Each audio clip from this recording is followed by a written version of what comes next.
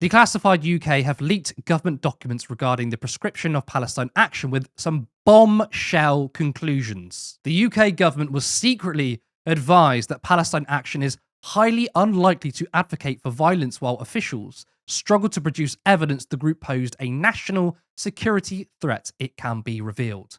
The Joint Terrorism Analysis Centre, which is based within MI5, also concluded that the majority of direct action by Palestine Action would not be classified as terrorism, but does often involve criminality. While one incident involved several alleged assaults, moreover, UK officials broadly recognised that Palestine Action does not promote or encourage attacks on people. The documents also indicate how national security concerns were not a central factor in the Home Office's decision to prescribe. Indeed, they barely feature in the government's open evidence. Now, I, for one, would think that any group being prescribed as terrorists should be a threat to safety. Yet here we are, the government admitting that PA essentially posed no threat, yet prescribed them anyway. But this isn't the biggest bombshell. The documents also show that Palestine Action was planned to be prescribed before the RAF base incident. Remarkably, the Foreign Office specifically advised against proscription in March in response to the breakdown of the ceasefire in Gaza and the interaction with Ramadan. It noted that proscription at this time risked being received poorly both domestically and abroad by our partners, where it could be perceived as pro-Israel bias after resumption of their military operations. To this end, Cooper repeatedly delayed approving the proscription order until June 2025, citing the Foreign Office's advice as well as considerations relating to local elections and forthcoming Palestine Action trials. So the incident at the RAF base, when Palestine activists spray paint on a jet, happened on the 20th of June this year. Discussions around the prescription of PA date back to 2024, and that's what we know, with Yvette Cooper delaying it until June. It was that point where they found their excuse. So the prescription wasn't based on the actions of PA at the RAF base. Now, what kickstarted this plan to prescribe Palestine Action? Well, would you be surprised if I told you that pro-Israel groups were involved? Emphasis was also placed on the impact of prescription of the reputation of Lord Wolney, the government's former independent advisor on political violence, who has accepted funding from pro-Israel and arms trade lobbyists. Other reports documented Israeli embassy officials purportedly admitting to get the Attorney General's office to intervene in court cases. In the context of such reports, prescription could provide fertile ground for actors attempting to substantiate a pattern of bias, the report continues. So there we have it. Israel lobby groups pressured the UK government to prescribe Palestine Action, and the government delayed it because they were worried about the perception that they were clamping down on people's civil liberties. You think? I have to say, once again, DC UK is doing phenomenal work. Sarah, I think this information can finally put to bed the nonsense that Palestine Action were prescribed on the grounds that they posed a threat, and that this was a response to the RAF base incident.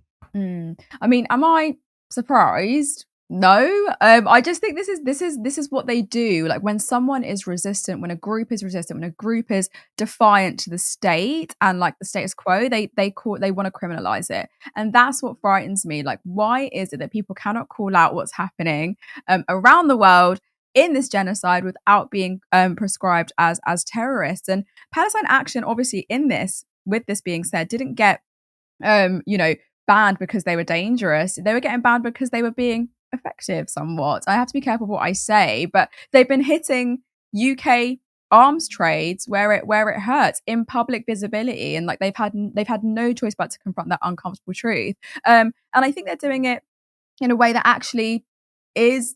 I need to be so careful what I say. I really do. But there is a sense of legitimacy there. That's what I like about it. I think that instead of addressing why British companies are profiting from weapons that are being used in this brutal oppression, the government chose to go after the messengers, and I think that says a lot about the British government. And if you actually read what was leaked, like you've shown, then it's clear that this wasn't a case of emergency counterterrorism at all, and that's a frightening prospect. That if you are showing some sort of resistance towards something, they're going to try and brandish you as something other than what you are. So I don't think officials could even agree on whether Palestine Action met the basic legal threshold for terrorism, and it shows because the group doesn't target civilians, doesn't promote violence against people, and actively focuses on property. And I think that's quite symbolic. Yeah, I mean, look, obviously there were some officials who felt like Palestine Action met the threshold of terrorism. I disagree with that. But I was wrong in my assessment before finding out about this. Now, no one here is surprised about these findings, but it does give you clarity because when I was asked about the prescription, my response, based on the limited information I had, was that Yvette Cooper was virtue signaling. That this was based on the response of what they did to the RAF base and the planes, right? But she wanted to appear strong, and the Labour government wanted to appear strong, and also, of course, because they wanted to back Israel. But these documents leaked from DCUK sheds a new light that they planned to prescribe PA for a long, long time. Not only that, but there were many people saying, is this even the definition of terrorism? And their own reports suggest there's nothing, they're not really a national security threat. It's pretty much absolved from the reports. And they're non-violent. Help me understand here. But again, if you're going to prescribe people as terrorists, aren't they supposed to be a threat to one, national security, and a threat to people's lives? If they're neither of those things, then how could they be prescribed as terrorists? Because it's never been about safety. It's been about control. And I think the decision to ban them wasn't made in a vacuum. And that's been shown. I think it's come after months of pressure, political, diplomatic, and ideological pressure from a particular place. And I think there's a reason state actors hesitated because they knew that the optics looked bad, but the optics are easier to spin than a successful anti-war campaign. So here we are. And I think what it shows that if you really disrupt the right targets, defense contractors, arms dealers, like multinational war beneficiaries, then suddenly the bar for extremism gets lowered slightly. And I think let's be like super honest here. If this was actually about principle, then I think we'd see the same prescription happening to far right groups, would we not? That radicalize online, that groom really, really young individuals on the internet, and show up with weapons in the streets eventually. Like, let's not forget the Plymouth attack that happened. But instead, I think the state is reserving that power for a non-violent, anti-fascist, anti-colonial campaign. And that kind of tells you everything you need to know. This was a direct message to anyone who thinks about taking direct action against this war machine. If you step out of line, we're going to shut you down, not legally, but politically. So you can't run away from us. Climate activist groups have been prescribed as terrorists or considered terrorism. And you're absolutely right. I love that you're linking it to the far right because I'm going to be frank here. And of course, I know the other side will say the complete opposite, right? But the right wing are just more violent than the left. Now, of course, if there's any right wingers saying that, they're like, well, of course you're going to say that. But actually, the left are really, really violent. But look at the facts, though. Look at how many, where have the assaults, murders, and attacks happened from the left?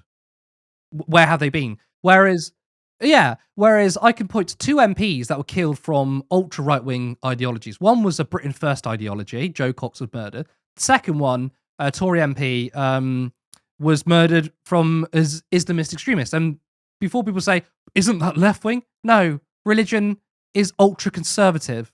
You do realize that. Like, all religion are very conservative doctrines. Now, of course, the left defends Muslims against unfair attacks and smears. They're two different things. Owen Jones was assaulted by far-right thugs. Aaron Bastani was assaulted. We saw the footage of police vans being vandalized. Now, again, I think equipment damage is far different to bodily damage. But like, there's so many examples where the right wing are far more dangerous than the left. But the state isn't interested in protecting people. The state is interested in protecting themselves. And at the moment, the state is very interested in protecting the interests of Israel. So they rather allow violence on our streets spill out through lies, manipulation, and racism, and arrest peaceful Palestine campaigners.